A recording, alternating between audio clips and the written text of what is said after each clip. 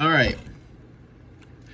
If you're just starting the hobby, all right, make sure you have a good antenna. At the bare minimum, I would say a Stryker SR A10 antenna on your car, like a mag mount. That's what I've got.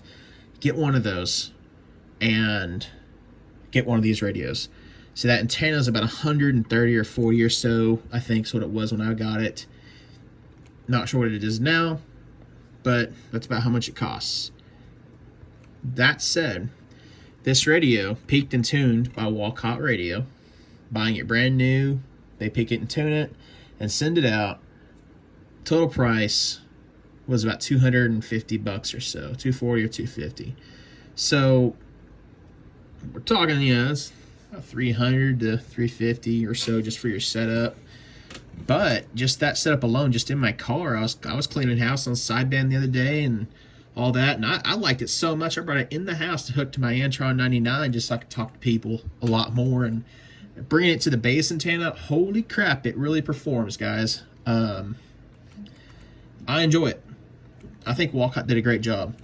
The only issue I've been having with it that other radio operators have told me about, because they hear me locally on the AM, is how I come through loud and clear. I just don't have very much swing when I talk, which is, I don't have very much modulation, I guess, for the audio or whatever BS they're talking about. I'm just not as loud, but they can hear me crystal clear, though. And honestly, that's good enough for me. If you can hear what I'm saying, you just got to hit your volume knob just a little bit. Okay, cool, whatever. All right? Plus, distance might play a factor in that, too. But I'm just saying the SR A10 antenna with this together did really well. And this does really well with the Antron 99, which the Antron 99 is like $170-something antenna. And it's an 18-foot long antenna that's this thing's hooked to. And I got regular RG 8X coax going to it, so pretty good. And yeah, no complaints here really. The only thing I've noticed on it is on my analog SWR meters, I'm reading just over 1, like 1.2 or so across the band. But on the radio here, it says it knocks it up to, to 1.4 to like 2 all across the band.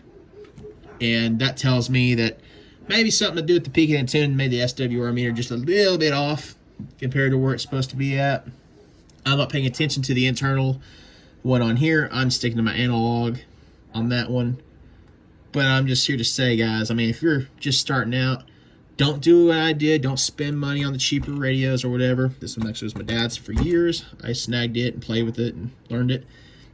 But just save your money. Get about $400 together, right? Snag a McKinley, because it's got sideband. You can talk on sideband. That's a lot of the fun. You can snag an SRA, a Stryker SR A10 antenna for your mobile. Stick this in your car. It's a small radio.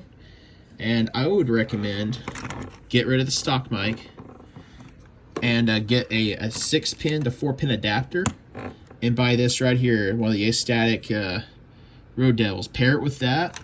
Turn that sucker up somewhat. I keep mine not fully cranked, but somewhere from here to here is where I tend to have the best results on that.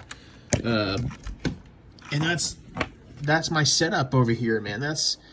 It's a great radio. I liked it so much I brought it in the house. I love it. Anyway, guys, if I was to rate the service and all that, getting it to me and making sure they put out good radios and all that, man, I'm gonna go ahead and say 9 out of 10. They did very good on it. I like it. Very good radio. So if you have the chance, I would say go to Walcott. This is, of course, not a paid promotion by any means. I don't have internet clout, so this is just an honest review. I'm just trying to help the new guys get started and get started well. All right, and save you guys a few $100 of figuring things out. Snag one of these radios, and of course, like I said, you can either snag one of these mics, and stock mic works too. Works just fine. All right, it's just not as good locally on the AM, I noticed, without it, but it talks fine. It's good stock radio and stock mic.